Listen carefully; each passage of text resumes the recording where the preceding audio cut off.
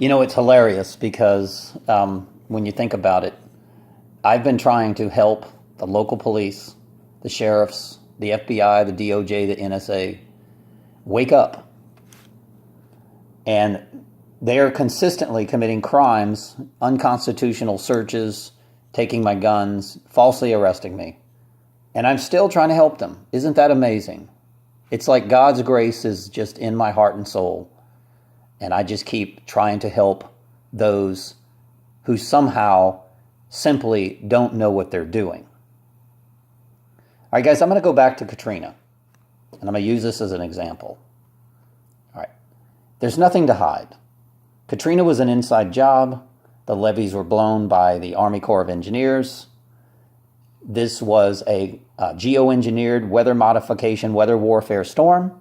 We even have pilots that come out and said that they were strengthening the storm, feeding the storm. And, of course, police and military, National Guard, all this stuff from all over the country moved in to pretend like they were helping people and wind up gun confiscating and killing people, anyone that resisted. And not only were they killing, but they were raping women, the police. They were robbing Walmarts. They were stealing. They were looting. It was a free-for-all. The police said, wow, we can do anything we want. And they went nuts. Even the National Guard and the military, some of them were just doing what they were told to do. And a lot of them testified that later on that that's not what we're supposed to do. When you join the military, you have a hope and a love for country and mankind. And if you don't need to be in the military. And that means the story of the redheaded woman that sat there for hours crying, please help me, the police are raping me, over and over and over again. Now, if this doesn't turn your stomach, that not only will they gun confiscate, listen to this, not only were they killing people, but here's the crazy thing. The New World Order psychopaths like Eric Holder, for example, was pretending like he's going to prosecute the police. He steps in. And of course, Eric Holder is probably next on the list for being terminated permanently out of this New World Order criminal cabal that Donald Trump's trying to eradicate, hopefully. We hope Donald Trump's on our side. But they were Army National Guard people that admitted that they were murdering people, especially blacks. Anyone that resisted gun confiscation were murdered.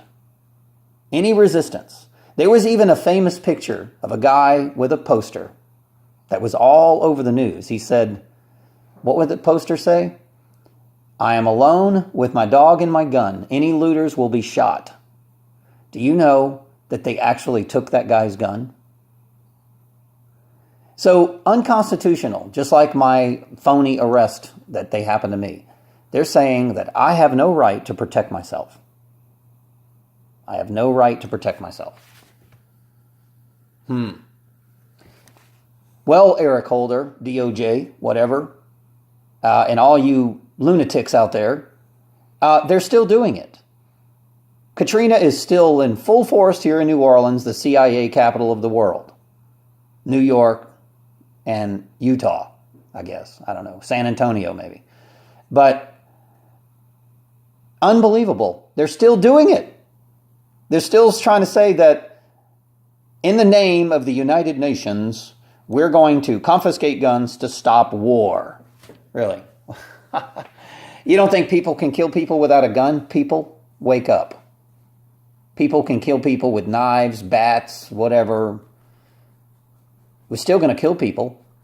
Gun confiscation is nothing but the left trying to disarm Americans, period. Simple as that. And I was told by inside people that work for the government, that they were trailers, like Katrina trailers, full of guns stacked to the ceiling. And I mean multiple. They took guns out of New Orleans like crazy. And guess what? Where do those guns go? Where'd they go? Where'd they give them? Who'd they give them to? Well, they probably gave them to Iranian, Iraqi people so that they can kill each other. And they were given to the George Soros type people so that they can give, weapons so that nations can kill each other. Foreign nations. That's where those guns went. Police were moving in, National Guard, Army National, whatever. They were moving in and confiscating guns and killing people. Now, the Danziger Bridge, shooting a man that was mentally disabled, saying that he was looting. How do you loot on a bridge? I don't know. Unbelievable. And looting, killing somebody because they're looting, because they have no food. Now, also, we know that people were locked in the convention center. I mean, locked in. The government came in, said, here, go to the convention center. You will be safe. They locked them in, and they starved them to death. No food, no water, in a panic situation. So we were running Hitler-like operations. Let's see how long these people can stay in the convention center with no food and water. And, of course, they started killing each other. Science experiments, guys. They were babies, dead, bodies laying all over the place. Oh, yeah, they really helped you. Okay?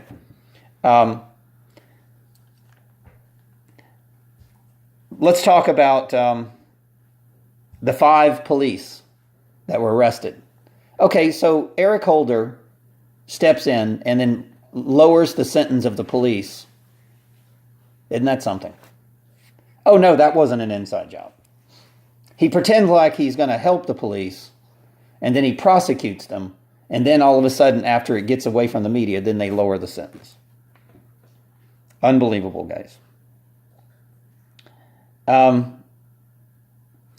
Let's talk about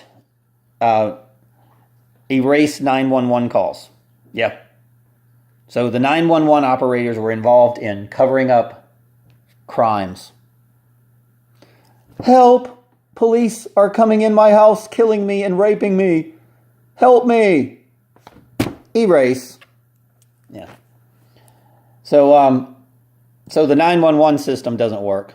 That's why I every time something happens to me, it's worthless to call 911 because all they do is send out their Antifa cops and they never do anything. Never. Okay, anybody that was resisting gun confiscation, they were told to shot and kill or stuff and cuff. You know what stuff and cuff means? Okay, so yeah, they were killing people. Now, it wasn't just New Orleans cops. You had Texas. You had National Guard. You had people. You even had people from Utah. And they were told to take guns. And a lot of these people testified. All that was erased. Nobody was arrested. What happened to the people that were, what happened to the redheaded girl, the women that were raped repeatedly? Nothing. They were probably targeted individuals.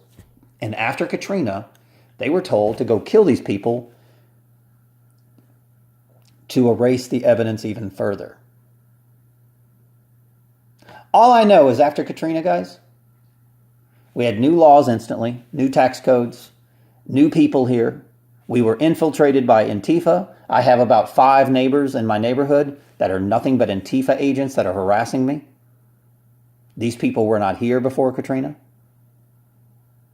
And they were recruited by left-wing Democratic psychopaths to take out certain targets who were saying, hey, Katrina was an inside job. Just like 9/11 and all this stuff. And that you were not told the official story. Now, I was told by a government employee, all right, that the Slidell Bridge that was taken out by waves, the police deliberately made those people wait on the bridge. Now, not only was I told this, but the storm prior to Katrina, I was held on that bridge for about 5 hours. I just got out off the airport. I flew in from Houston. They held me on that bridge for 5 hours. I thought to myself, I got to get out of here. And guess what? I figured out how to reverse, go back, get on another bridge, and get the hell out of there. But the rest of the people were held there. Now, why would the cops do a training drill prior to Katrina on a false flag storm? They made everybody evacuate the city and nothing happened. And hold these people on this bridge as a training drill. I was one of them. And I kept going, there is no way that the traffic is held. So what did I did? I peeled around, went all through the back side of to another bridge, went through the back side of Slidell. And guess what I saw?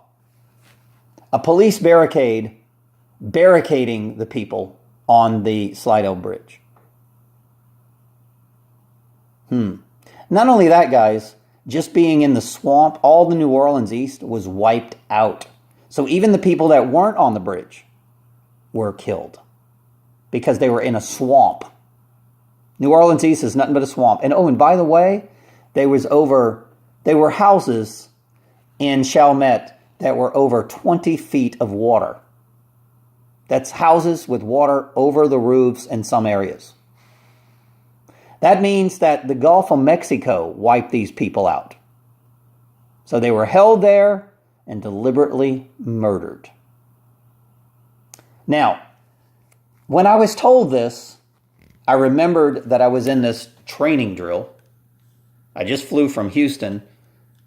San Antonio. And there was a company out there that I was working with their internet, whatever. And we know that San Antonio is nothing but the damn NSA and all that bullshit. So not only was I a witness to the barricade, not only did I get a testimony from a government employee that this happened, but guess what? I went fishing in Lacombe and I walked along the beach. And guess what I saw? Duh! This was about, 6-7 years after Katrina, right? Guess what I saw?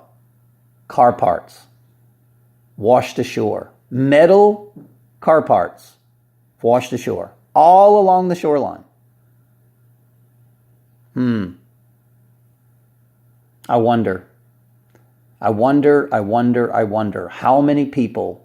They claim that a few thousand people died in Katrina? Well, I am telling you that on the Slidell Bridge in Slidell, because Slidell was completely underwater, I am telling you that thousands of people were killed there alone. And I mean well over 3,000 people. And everything was hushed.